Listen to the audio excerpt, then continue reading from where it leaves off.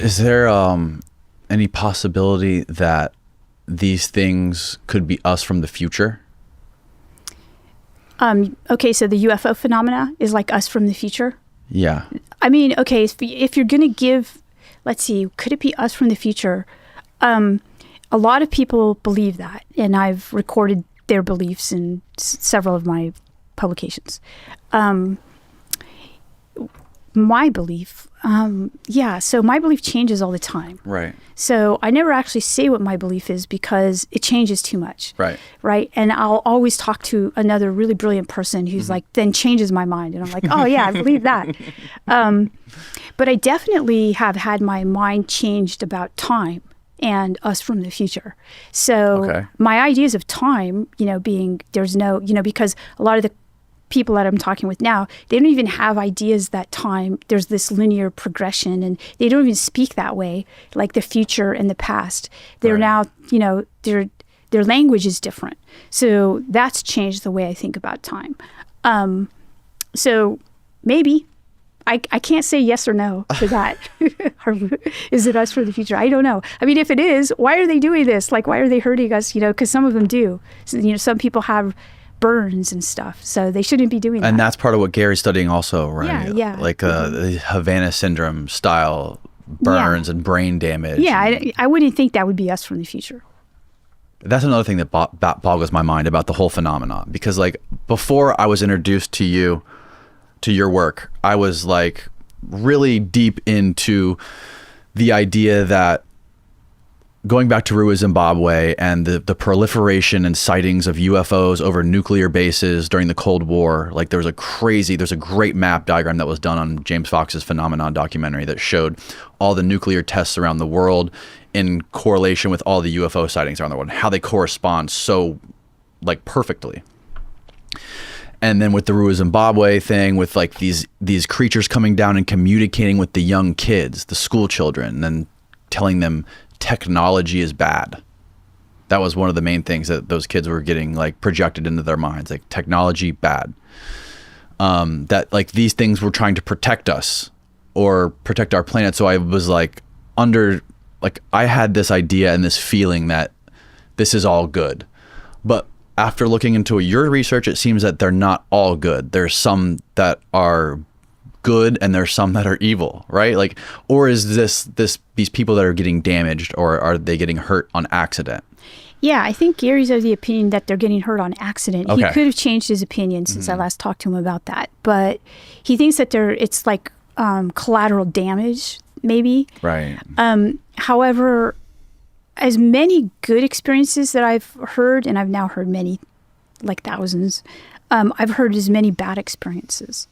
So I would have to suggest then that perhaps there's several different kinds of things that we're talking about. Because, the research that we've been doing, there's a lot of it that's not public. And so, we can't bring a lot of researchers to the table to talk about it openly, it seems, at this point still. Right. So we're just beginning to understand it. And it looks like different kinds of things. Different kinds of things, different kinds of beings. I would have to suggest that. Yeah, that makes the most sense. Yeah. Because it's a nice idea that it is a super advanced species that is just looking out for us and trying to like guide us in the right direction along the evolutionary path and not blow ourselves up. There's also the connection with people like Tyler, how they're able to access this thing, and children. Like the biggest cases throughout history are just like Rua, Zimbabwe, the Westall School. There's so many depictions of these things or recordings of these things coming to schools and interacting with kids. What do you make of that connection? Yeah, so you do see this connection also within Catholic scholarship with like the Virgin Mary kind of appearing to children as well. So I don't know what I think about it. I think that especially when the kids, I think the best examples of the phenomena are the school examples, because the kids grow up and they maintain their story and they're not going back on it, and they believe it still, and they still have the same message. And that's quite amazing because you have corroborating evidence, with Westall, with, the Zimbabwe case. And I think it's super compelling. What is Iya is her name? Yeah, Dr. Whiteley. Dr. Whiteley. Yeah. What is she doing as far as in regards to like babies and like teaching them to connect to this network and like raising children in a different way? You said there's some protocols that she's doing with young children.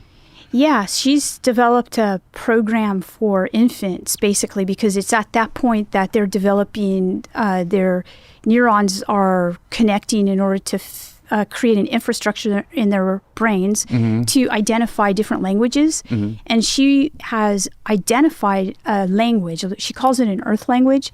And she uses technology to take the language and to make it into graphemes. And then she's created a book. But I didn't know this, but babies don't see in color. They see in black and white. And so the book is in black and white. And she did it because of her own kids. She wanted to share with them the beauty of the universe. And she said that all the baby books were horrible. Yeah. So it was out of necessity that she did this. So she's created this. It's an immersive experience for these babies. So they'll develop the ability to identify this earth language, and it's nation independent. So it's not English, it's not French, Oh, wow. Yeah. So she's doing this, and it's really successful.